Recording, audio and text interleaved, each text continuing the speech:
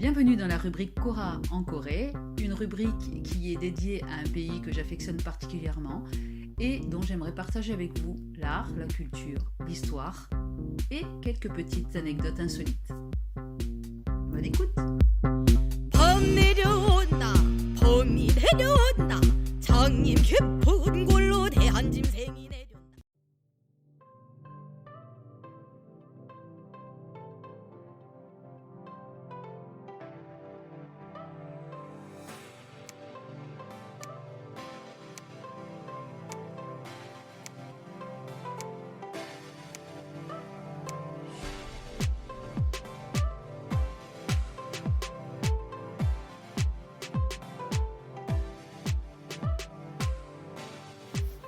Bienvenue dans Cora en Corée pour un podcast un peu particulier aujourd'hui puisque je rencontre pour vous un youtubeur qui a commencé sa chaîne YouTube il y a quelques mois sous le nom de Blédard coréen. Il est natif de Corée du Sud et va nous expliquer comment tout cela est arrivé. 안녕하세요, Blédard coréen 씨. 안녕하세요, 블레다 코리안입니다. Que tout le monde se rassure, on va pas faire toute l'interview en coréen, avec les sous-titres et tout ça, évidemment, puisque tu parles parfaitement bien le français. Donc, on va continuer l'interview en français. Alors, peux-tu nous présenter le thème de tes vidéos, en fait, l'ensemble de ton travail sur YouTube? Ok, donc en fait, l'idée de commencer ma chaîne YouTube Bleda Coréen, c'est que forcément depuis que je vis en France, cela fait déjà 14e année que je vis en France, donc forcément j'ai des amis français qui s'intéressent vraiment à la culture coréenne et à chaque fois je répétais un peu, peut-être c'est le moment en fait que je pourrais partager en fait ma connaissance sur ma culture, donc la coréenne, avec les Français. Et donc ça peut être ça peut être tout le thème en fait. Ça peut être justement en termes de promenade, où est-ce qu'on se promène chez les Coréens, ou comment on peut prendre un transport comment on pourrait faire la cuisine coréenne, par exemple la recette coréenne. Et donc c'est vraiment l'idée en fait de partager tout ce que je connais sur la culture coréenne. Alors pour avoir regardé tes vidéos, tu fais plusieurs personnages, c'est très drôle. Non. C'est la honte, je te dis. Vraiment, j'ai la honte. Pourquoi C'est parce que des fois, je me déguise en femme et quand je vois, j'essaie de faire un rôle. Et à un moment donné, à travers le miroir, quand je me vois moi-même, et je me dis, oh, punaise, est-ce que c'est nécessaire de le faire vraiment pour de vrai ou c'est parce que c'est un autre personnage en fait. Ce n'est pas mon personnage, moi-même. C'est un autre personnage que j'ai créé, entre guillemets, pour ma vidéo. Mais franchement, ce personnage-là, mais il faut pas que tu arrêtes. C'est vraiment très drôle. En plus, tu as plusieurs personnages. Donc, l'interaction entre ces personnages-là, je prends exemple une des vidéos sur laquelle tu parles du thème de l'interaction entre les étrangers qui arrivent en Corée et les Coréens. Voilà, alors les personnages sont juste à se tordre de rire. C'est vraiment super... Mais en fait, c'est très bien parce que sous l'humour, tu arrives à traiter des situations qui peuvent se passer et arriver à tout à chacun. Si on sera en Corée, évidemment, c'est le genre de situations qui peuvent arriver. En fait, avant de lancer la vidéo, je vais réfléchir déjà sur le thème et après je vais prendre des notes justement tout ce que je pourrais aborder comme sujet. Et à partir de là, quand c'est fini le scénario et que je vais réfléchir comment je pourrais introduire justement des moments un peu plus drôles et que, en fait, quand j'explique des choses sur la culture coréenne, il faut quand même un petit humour pour prendre l'attention aux audiences et que ça, je pense que ça transmet beaucoup plus facilement en fait quand il y a un petit humour. Ça illustre très bien les situations. Oui. Oui, parce que ça met l'accent sur. Mais sachez que j'ai la honte quand même. Mais il n'y a vraiment pas de quoi. Donc, moi, j'aimerais savoir qu'est-ce qui t'a amené justement à la France. Alors, dans la globalité, c'est-à-dire à parler français, à venir en France. Voilà, qu'est-ce qui t'a amené en fait à cette curiosité sur la France et puis à finalement venir y habiter? En gros, celui-ci, c'est il y a depuis très très très très longtemps. Donc j'étais au collège et que à ce moment-là, à l'époque, je réfléchissais justement quel métier j'aurais bien aimé travailler. Et à l'époque, j'étais bien influencé par ma grand-sœur qui était passionnée en fait de la mode. Donc c'est pour cela que j'ai été influencé et que petit à petit, je me suis dit en fait, que j'aurais bien aimé travailler dans le milieu de la mode en Corée, mais je me suis dit, en fait, la Corée, quand même, ça reste assez petit comme pays, et que je me suis dit, pas tant qu'à faire, peut-être je vais ouvrir la porte de capitale de la mode. Donc, pour la capitale de la mode, pour moi, c'était soit aux États-Unis, donc New York, ou à Milan en Italie, et Paris en France, et Londres en Angleterre.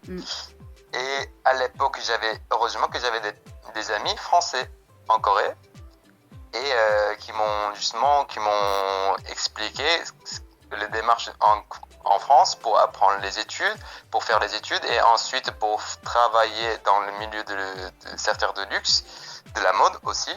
Et donc j'étais bien influencé et qu'on m'a bien aidé en fait pour la préparation de partir en France. D'accord. Et tu connaissais un petit peu le français? Tu avais déjà parlé à l'école ou... Non. Ah. Non, du tout. En fait, juste j'ai préparé à peu près 2 ou 3 mois en fait à l'Alliance française à Busan, donc où je suis né à Busan.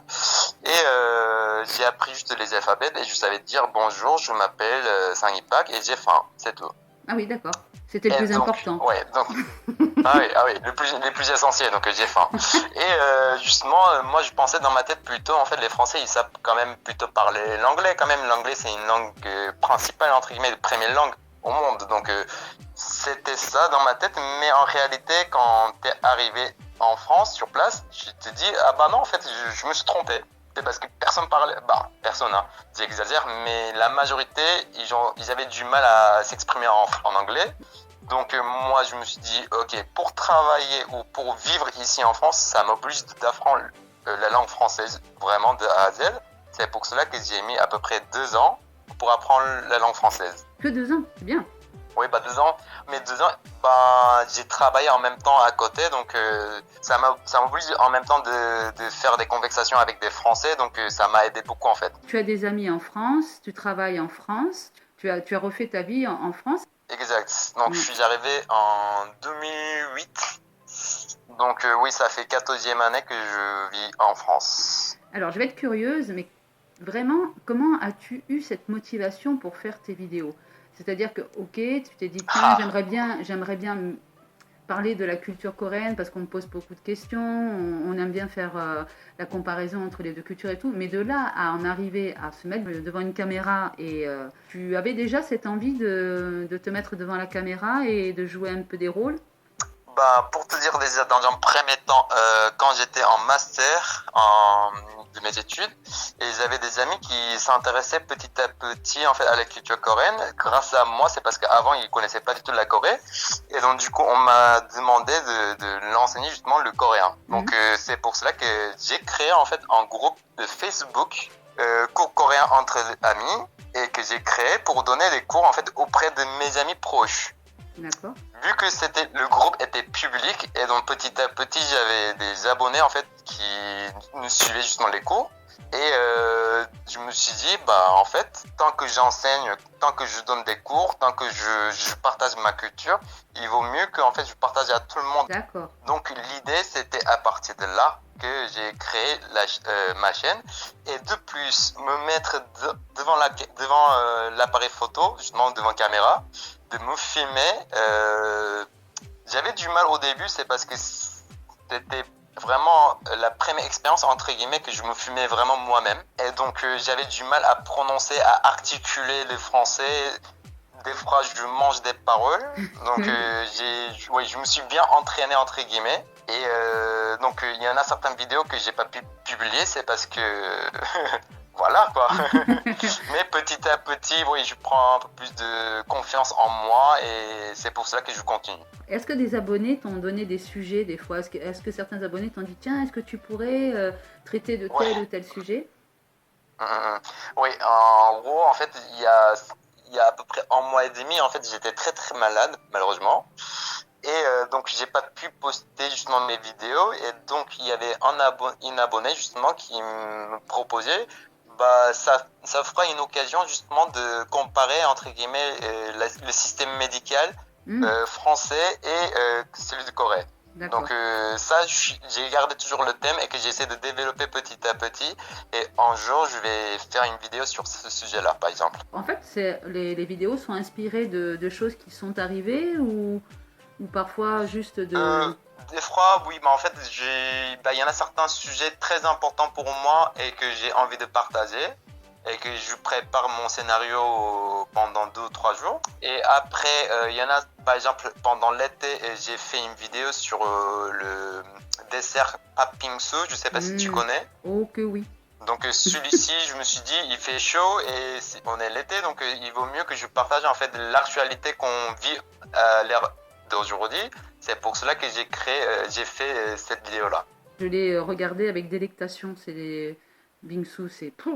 Voilà, j'invite tout le monde à aller voir cette vidéo si vous avez faim, soif, enfin il y a tout, hein, c'est la glace parfaite, ça fait un repas entier. D'accord, donc c'est en fait des vidéos qui sont inspirées par tout plein de mouvements et de l'actualité, ou même quand je parle avec mes amis français sur tel sujet, je me suis dit, ah tiens, en fait c'est assez intéressant en fait, je pourrais aborder celle-là, c'est parce que, en fait pour moi c'est tellement naturel en fait, la perception sur des choses à la façon coréenne. Donc du coup, je réfléchis pas forcément, mais à force de parler avec mes amis français qui sont partis en Corée et qui fait un feedback sur telle chose, et que je me suis dit, ah bah en fait c'est très intéressant, donc je vais faire une vidéo sur celle-là. Donc c'est plutôt spontané des fois, ou des fois c'est plutôt bien préparé, bien en avance. Par contre, ce que je voulais savoir, c'est au fur et à mesure de ta vie qui se déroule en France, au fur et à mesure des années qui passent, la Corée ne te manque pas. Tu y retournes de temps en temps, enfin, mis à part là en période de pandémie, mais est-ce que pendant les 14 ans où tu as vécu en France, où tu vis toujours en France, est-ce que tu repars de temps en temps et est-ce que ça alimente à nouveau tes vidéos? Celui-ci, c'est vrai que c'est... Bon, pour moi, c'est très très... Ça me fait mal un peu au cœur, c'est parce que...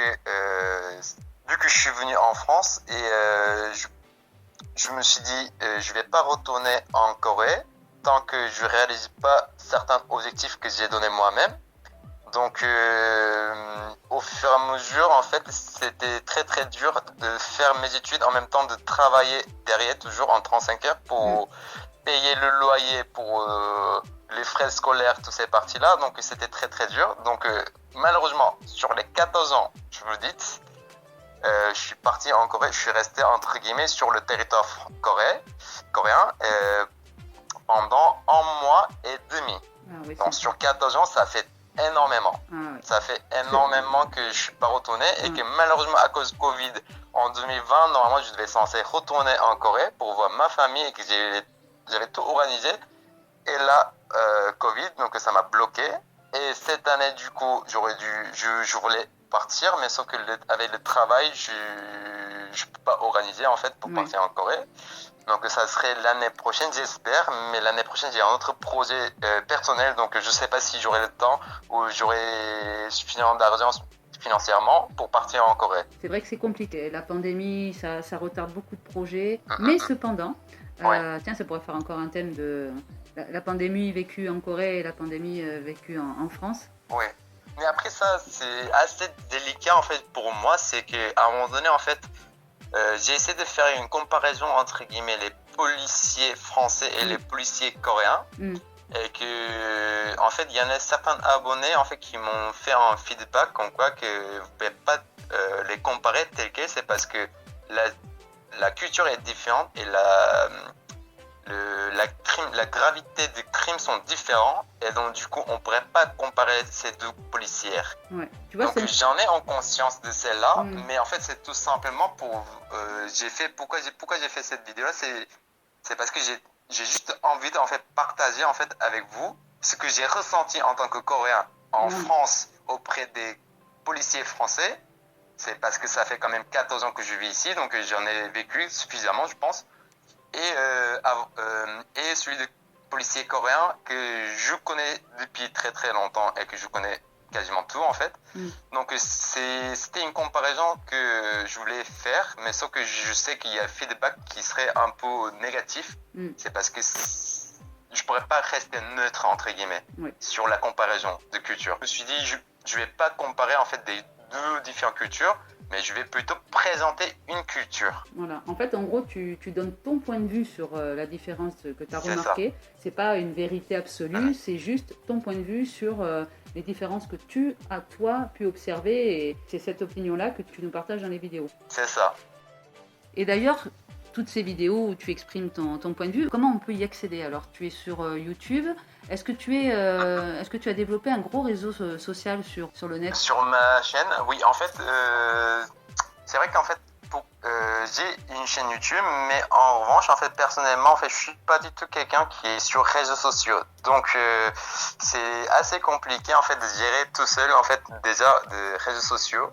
Au nom de Blédard coréen, c'est parce que déjà je mets même pas des photos en fait sur mon compte Instagram personnel non plus. Donc je viens de créer Instagram de Blédard coréen. Donc vous pouvez voir aussi quelques photos ou quelques déguisements que j'ai pris des photos justement pour partager avec vous. Et donc il y a aussi certaines photos de mon chien ado qui s'apparaît souvent de temps en temps dans ma vidéo. C'est très mignon. Et oui, j'adore. Et sinon, pour le moment, j'ai uniquement ma chaîne YouTube et Instagram avec quelques photos. Donc YouTube, c'est Blédard coréen. Exact. Et sachez que justement, par rapport au nom Blédard coréen, comment j'ai choisi ça ici, c'est parce que j'ai réfléchi beaucoup en fait, très très longtemps pour le nom de ma chaîne. Et à un moment donné, en fait, j'ai une amie très très proche et qui me disait tout le temps en fait que t'es un blédard. C'est parce que je me trompais souvent sur par exemple je mets pas l'articule, je mets pas, des fois quand je parle j'oublie en fait des mots. Donc par exemple devant la mairie on doit dire, mais je dis devant mairie. Donc du coup elle me disait souvent t'es blédard. Et donc du coup je me suis dit bah en fait blédard, si je mets coréen, bah ça peut être pas mal quand même. Blédard, je sais que le mot ce qui signifie c'est des gens immigrants de continent Afrique on va dire, quel que soit marocain ou toutes ces parties arabes ou les Renois. Mais je me suis dit le fait que je mets coréen, le nom ça reste très ça va être très remarquant et que vous allez jamais oublier en fait le nom. C'est vrai. Mais ça parle beaucoup de choses, Blédard coréen.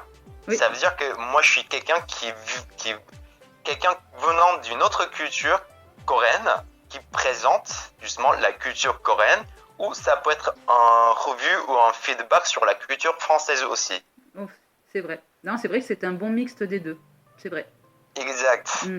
Donc moi j'étais très très content de quand j'ai trouvé le nom de ma chaîne. J'étais très très content. J'ai demandé à tous mes amis proches pour demander leur avis. C'est parce que des fois, vu que moi je suis étranger, des fois ça peut être bouleversant sur certaines communautés. Donc c'était un nom très délicat pour moi. Oui, exact. J'ai pas envie qu'en fait ça crée des problèmes entre guillemets. Donc du coup j'ai demandé à tous les différents types de morphologie ou nationalités ou de différentes cultures, et j'ai demandé à mes proches et qu'on me dit oh non ça va aller, c'est assez marrant et ça parle beaucoup de choses, donc du coup je me suis dit ok ça doit être celle-là. Et en plus donc, c'est pour ça que j'ai lancé. Ça va très bien avec le ton, justement, le ton que tu donnes à tes vidéos. Donc moi j'invite tout le monde, alors je suppose que tu vas inviter les gens aussi à venir regarder tes vidéos et puis à venir s'abonner. Ah, j'espère. en tout cas, je te remercie. Venez me voir, s'il vous plaît. Ah oui, allez le voir. Non mais et puis passez un bon moment, parce que franchement, vous en regardez une, vous en regardez deux, et puis après vous les regardez toutes. Après, comme je disais, c'est que tu as ta chaîne que depuis mars, donc t'as bien travaillé. Hein, il y a quand même pas mal de vidéos. Il y a combien de vidéos? 19 en tout pour le moment. Alors 19 pour ce. Franchement, j'ai cru qu'il y en avait moins parce que j'ai passé énormément de temps. En fait, j'ai commencé à en regarder une. Après, j'ai enchaîné sur une autre. Et en fait, j'ai passé, je crois, quasiment l'après-midi à les regarder et j'ai pas vu le temps passer. Donc, pour moi, il y en avait 20 quand même. Ah ouais. Donc, voilà. Bah, c'est un peu addictif. En fait, surtout ma vidéo, quand tu vas voir, en fait, ma vidéo, ça reste quand même très, très courte. Ça veut dire que ça dure à peu près de 5 à 6 minutes, pas plus. C'est vrai que pour créer une vidéo de 10 minutes qui est proposée, qui est recommandée entre guillemets par YouTube, je trouve que c'était assez long. c'est parce que quand c'est long sur un sujet et qu'on perd l'attention au bout d'un moment, donc du coup, j'aime bien juste aborder des sujets, quelque chose qui est essentiel. Donc ça reste très essentiel. Forcément, je pourrais en parler beaucoup plus pendant 1 heure, en fait, sur un tel sujet. Mais je me suis dit, non, il vaut mieux que ça soit beaucoup plus essentiel, en compact. Donc du coup, je fais des vidéos de 5 à 6 minutes. Mais en tout Donc cas, ça reste fonctionne. quand même une vidéo assez courte. En fait, c'est un format qui fonctionne parce qu'en fait, ça fait un peu punch et franchement, on a le sourire, à la fin de chaque vidéo. Donc, bon, en tout cas, pour moi, le travail est fait. Franchement, il est bien fait et Ah bah merci. voilà. Donc c'est pour... Ça m'encourage beaucoup. Bah oui, mais Des c'est pour fois, ça que tu sais, quand tu connais ton travail et tout, et sur tes vidéos, et tu te demandes à un moment donné, est-ce que je suis sur une bonne voie? ouais. Est-ce que je le fais bien? Est-ce que ça c'est intéressant mes vidéos? Mais en fait, tu peux demander à tes amis proches, mais ils vont te dire quoi? Ils vont te dire que oui, c'est bien, c'est bien. Mais il n'y a jamais de feedback négatif. Donc, tu te poses beaucoup de questions. Et justement, en fait, le fait que vous me dites, toi, tu me dis que c'est bien, c'est intéressant, et ça me rassure beaucoup, en fait, sur mon travail. Mais on va faire mieux. Parce qu'en fait, j'invite les gens qui vont aller voir tes vidéos à surtout, en plus, tu n'es pas le seul, hein, parce que j'en ai interviewé d'autres et qui me disent la même chose. Laissez des commentaires, s'il vous plaît. C'est vraiment ce qui fait avancer la motivation, qui fait garder la motivation aux youtubeurs. Laissez des commentaires. C'est parce que je regarde vraiment tous les commentaires, quels que soient sur mes vidéos ou même sur les groupes de Facebook quand je publie mes vidéos, et je regarde vraiment tous les commentaires et que j'essaie de répondre à tous les commentaires. Sur Facebook, donc, on peut te trouver. Pour moi, en fait, Facebook, les groupes de Facebook, par exemple, tout ce qui est concerné à la culture coréenne, et que je me suis abonné, donc du coup, j'ai essayé de mettre publication entre guillemets sur mes vidéos. Donc du coup, il y a certains gens qui laissent leurs commentaires, donc du coup, j'essaie de répondre à chaque fois. Et justement, les commentaires, ce qui est important pour moi quand, on va dire, en débuteur, moi, je viens de débuter entre guillemets ma chaîne, donc pour moi, c'est très important en fait de regarder les feedbacks que vous avez. Comme ça va me donner la motivation et que ça va me donner un petit grande ligne rouge entre guillemets. Oui, d'accord, ça te permet de te guider un peu sur ce que tu peux faire ou pas, voir comment les gens réagissent à tes vidéos. Ben, en tout cas, moi je te remercie beaucoup parce que je passe toujours, alors j'attends avec impatience à chaque fois que tu sortes une vidéo. Là, je sais que les prochains mois vont être un peu compliqués au point de vue personnel. Voilà, donc ça arrive oui, parce qu'on n'est pas professionnel, donc on a une vie à côté, on le sait bien. Donc, faut pas qu'on soit impatient pour tes prochaines vidéos. Mais en tout cas, déjà, j'invite les gens à aller voir déjà celles qui sont sur ta chaîne. Et en tout cas, je te remercie beaucoup d'avoir passé ce temps avec nous. C'est avec plaisir. Et nous expliquer ton travail. Donc, je pense que maintenant, des commentaires, tu vas pouvoir en avoir un peu plus. Et j'espère. Et j'invite tout le monde à aller voir tes vidéos. Je te remercie beaucoup. Kamsahamnida. Blédard coréen. Blédard coréen. Vous allez jamais oublier. Blédard coréen. Voilà. Kamsahamnida. 고맙습니다. 다음에 또 뵐게요. 안녕히 계세요. Merci beaucoup. 뿅. Je vous remercie pour votre écoute et je vous dis à bientôt pour une nouvelle interview dans le prochain épisode de Capharnaüm Radio, Coréen en Corée. 안녕하세요.